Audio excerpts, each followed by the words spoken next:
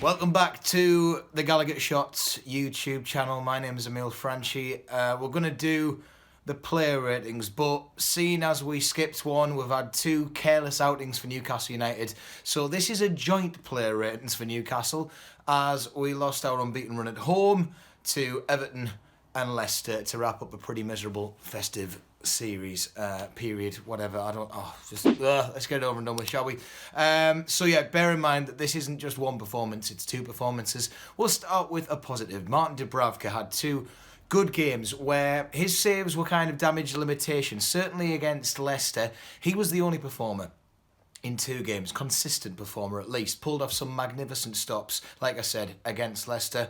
Otherwise, as ever, let down by the team. We've seen the stats of how many saves he makes. He is invaluable to us, and he deserves an 8. Now's the bad stuff. Yedlin had a few bright moments attacking down the wing. He started against Everton. He didn't look too bad. The crosses came to nothing. He came off the bench against Leicester. He powered through with a broken hand. So that's kind of one redeeming quality. But apart from that, gets a 4.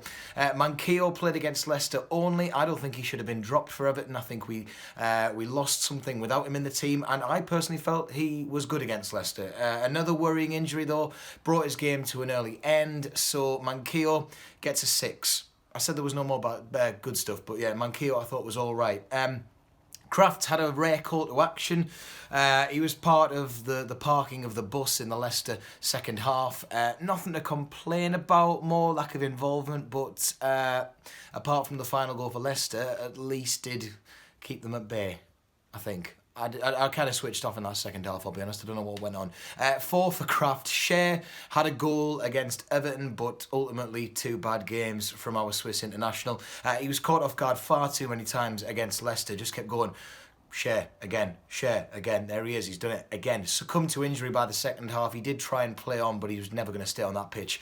4 for Shea. Fernandez was having to make up for some poor defending. Couldn't save us against Everton for a man who is normally quite calm and concise. He struggled against Leicester as well in very similar situations. Gets a 5 for those 2 games. Florian Lejeune, worst we've ever seen him after his return. Don't know what's went wrong. And he was good against Palace, and that's the sad thing. But he's had 3 poor games off the pace to catch Calvert-Lewin, even though it was a Carroll mistake that led to their goal. But 2 unforgivable errors against Leicester means that Florian Lejeune gets a big old 0. Willems is next. He was in some useful positions against Everton, but his feet got mixed up. I don't know what he was trying to do, but he wasted so much. Leicester, he was clearly nursing an injury that was causing problems before we conceded twice. 3 for Willems. Hayden had some decent interceptions. That was about it. It was very much 2-0 games where he was cut out. It wasn't his fault that we lost, but he didn't look like he was going to, take the game by the scruff of the neck and do anything about it. It wasn't going to change anything. So 4 for Hayden. Shelby looked shattered. Tried his best with some sensational balls against Everton, the ones we like to see, but 45 minutes in Leicester where he tried his best, but we just lost our creative outlet after he went off. We weren't going to do anything after that. 5 for Shelby.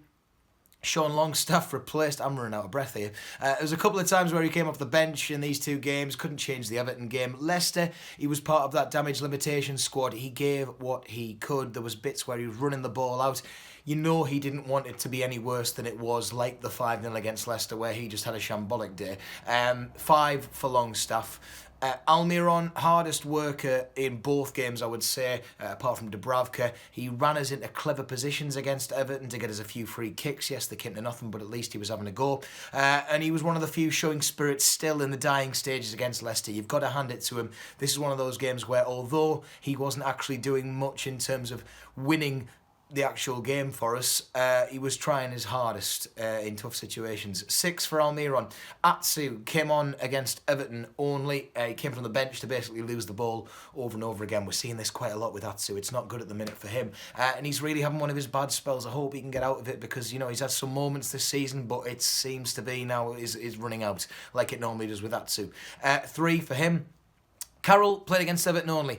He gave Everton's parked bus a bit of grief. An offside meant we wait for his return goal. Yes, It was awful that his mistake did lead to the second goal in a spirited section of the game for Newcastle, but that ultimately deflated as he assisted Shea, and he almost showed how much he was missed against Leicester. You need that player to just lift the game, but we'd run out of subs. It wasn't our day.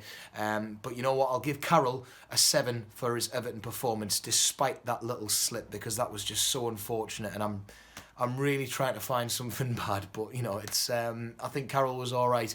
Gale played against Everton. Oh, here's my negative. Everton only. He was off the bench, no avail again. Really want to see anything happen, but nothing is happening.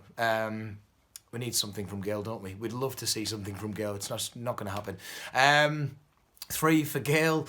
Muto played against Leicester only. What we hoped would be another performance against the Foxes, it didn't happen. Look, Bright getting forward, cancelled out by the reverting to defending in the second half. Muto was just cut out by then. 4 for him. Joe Linton.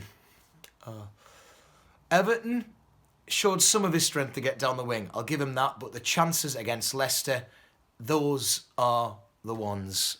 And time is running out now. 3 for Joe Linton. This is bad. I am the eternal optimist and I want things to be okay. I will support my team to the bitter end. And we've been here before. We'll probably be here again, but something happens. Sometimes we just get something which we aren't expecting it. And I know that day might come, but try and give the support to the players, if anything, because I don't want to go down again. But anyway, on that note, let's try and lighten the mood. Gaz is back again. Hey, the fog on the tide is all mine, all mine. Fog on the tide is all mine. Come on! Fog on the tide is all mine, all mine. Fog on the tide is all mine. Come on! It's sitting in the sleazy snack bar, sucking sickly sausage rolls. I don't know the words to this one, but Happy New Year!